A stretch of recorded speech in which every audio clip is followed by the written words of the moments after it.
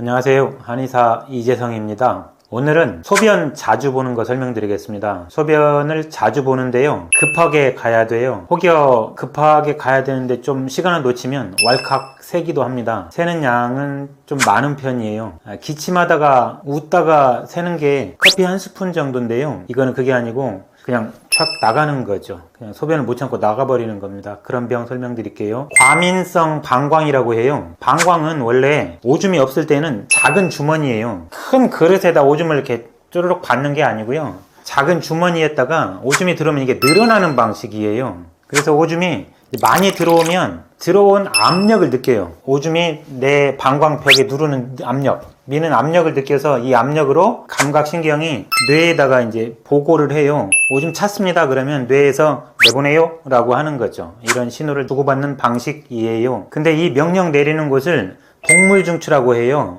우리 이성으로 조절이 안 된다는 말이죠. 방광에서 오줌 찼습니다 라고 보고를 하면 여기서 알아서 나가라고 하는 거예요. 우리 생각할 때는 오줌 내 맘대로 싸는 것 같잖아요. 근데 그렇지 않고 그냥 오줌 나올 수 있는 자세만 취해주는 거고, 소변은 지가 알아서 나가는 거예요. 근데 우리가 오줌을 끊었다 내보냈다 끊었다 내보냈다 해봤잖아요. 되는 것 같잖아요. 근데 그게 아니고 끊는 것만 가능해요. 끊어 놓으면 지가 나가, 끊어 놓으면 지가 나가, 이런 방식이에요. 왜 이 설명을 하냐면, 만약에 우리가 내보내는 거 내 맘대로 할 수 있다면 참는 것도 그렇게 될 것 같잖아요. 근데 그렇지 않고 내보내는 거 그냥 환경만 만들어주고 지가 알아서 수축하는 방식이기 때문에 참는 게 쉽지 않다는 거예요. 나가고 있는 오줌을 막아서 참는 거는 가능하지만 그게 아니고, 오줌이 마려울 때 이게 참는 거는 그게 아니다는 거죠. 지가 나가는 거라서 강력한 요구가 있으면 나가는 거죠. 용량으로 말하면 500cc 정도, 500ml 정도 소변이 우리가 보통 마려워 그래서 소변 보러 가는 거거든요. 근데 병이라고 그러면 한 200이나 300cc 정도 됐을 때 오줌 마려움에 자주 가는 거예요. 큰 걸로 하나쯤 되면 대부분 2시간 넘어서 한번 가는데, 작은 걸로 하나씩 하니까 1시간에도 가고 30분에도 가는 거고요. 자다가도 1시간에 한 번씩 깨는 거죠. 근데 500cc짜리 그놈 싸는 걸 그것도 참을 수 있어요. 참는데 우리가 예를 들자면 기차나 고속버스 탔을 때 참아요. 그러면 700cc쯤 가서 또 한번 정말로 마렵거든요. 근데 여기서 더 참는 사람은 1리터까지도 참아요. 근데 1리터 때는 못 참고 지가 알아서 내보내요. 이렇다는 말이죠. 즉 오줌은 많이 차면 지가 내보내는데, 근데 잘 늘어나는 정도에 따라서 차이가 있다는 거예요. 그래서 방광이 보통은 500cc까지 늘어나야 되는데 200cc 때 못 늘어나고 이때 오줌을 내보내버리면 내가 소변 보러 가다가도 왈칵 쏟아지는 거죠. 절박한 상황이었죠. 오줌 쌀라는 상황이. 그 절박한 상황이 오면서 소변이 샜다. 절박성 요실금 그래요. 요실금, 소변이 멈추지 못하고 새나가 버렸다. 실금. 근데 절박한 상황에서 절박성 요실금 그럽니다.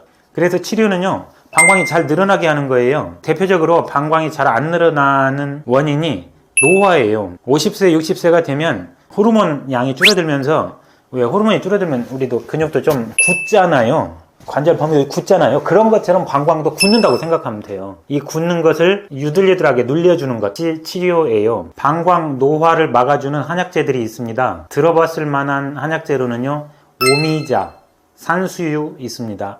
배뇨 훈련이라는 게 있어요. 2시간 정도 되면 500cc 됐다고 그랬잖아요. 근데 1시간이면 200cc 밖에 안 된다고 그랬잖아요. 1시간 만에 마려우면 한 30분 참아요. 왜 오줌 참으면 병 된다고 하는 건, 아까 1리터까지 참으면 이게 소변이 이제 신장으로 역류를 해서 신장이 병을 일으키는 것이지, 지금은 그런 상황이 아니에요. 500cc까지 아무 문제 없으니까 1시간 만에 마려우면 한 30분씩 참아요. 이번 주에는 1시간마다 마려우면 1시간 반까지 참아서 가다 왈칵 쏟아도 훈련하면 나중에는 괜찮아지니까, 그래서 방광을 늘리는 거니까 이걸 배뇨 훈련이라고 부르고요. 1시간마다 가면 1시간 반까지 참기. 그래서 다음 주에 가면 1시간 반 정도 가면 그 다음엔 2시간까지 참기. 2시간 참으면 대부분 하루에 8번 안쪽으로 들어와요. 그러면 내가 불편하지 않고 500cc 정도 되게 나가고요. 그러면 치료됐다고 합니다. 밤에 소변 보는 거는요, 8시간 자는데 중간에 한 번 정도 깨는 건 그렇게 불편해하지 않는데 2번 정도 깨면 깊은 수면을 방해를 해요. 잠은 그래도 4시간짜리 한 번은 자고 그 다음에 뒤에 붙어야 6시간을 자도 4시간 자고 2시간 자면 푹 잤다고 하는데요, 3시간 자고 3시간 자면 푹 잤다고 느낌이 안 와요. 그래서 소변 보느라고 두 번 깰 정도 되면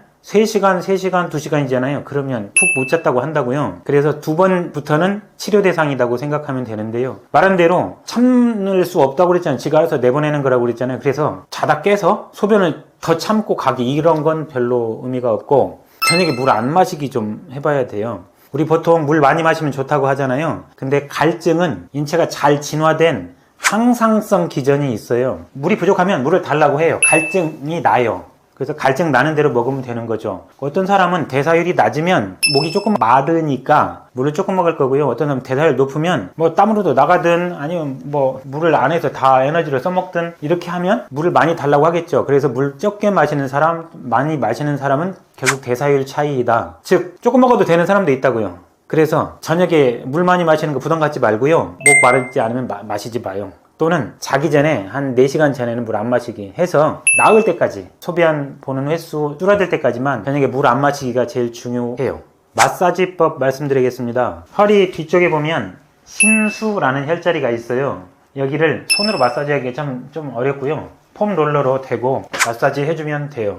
아니면 뭐 나무 토막 놔도 되고요. 놓고 반드시 하면 척추가 보이니까 조금 옆으로 대면 그 자리에 오거든요. 신수혈이에요. 그리고 체주법이 있는데요. 골반 안쪽으로 피가 좀 돌게 하면 방광으로 아무래도 피가 많이 갈 거 아니에요? 그러면 얘가 좀 젊어질 텐데 앉은 비둘기 자세라고 해요. 알려드리겠습니다. 방광으로 피가 간다고 해서 방광 그 포인트라고 딱 특정한다고 생각하지 말고요. 여기쯤으로 피가 돌게 한다 이런 생각하면 돼요. 옆으로 이 끝에 골반 라인을 평행하게 놔요. 얘도 안 되면 이렇게 놓고요. 되면 이것도 평행하게 놔요. 그 다음에 이걸 먼저 내려놔요. 그 다음에 얘를 살짝 올려서 반듯하게, 이 다리 반듯하게 놓고 가능하면 들어주는 거죠. 그래서 숨을 깊이 들이쉬는 거예요. 반대쪽으로도 하는 거고요. 이거를 조금 오래 있어야 돼요. 한 1분 이상씩 그대로 있는 거죠. 되는 만큼 하면 여기 금방 좀 열감이 느껴지거든요. 그러면 여기 피가 돌았구나 이렇게 생각하면 됩니다. 감사합니다.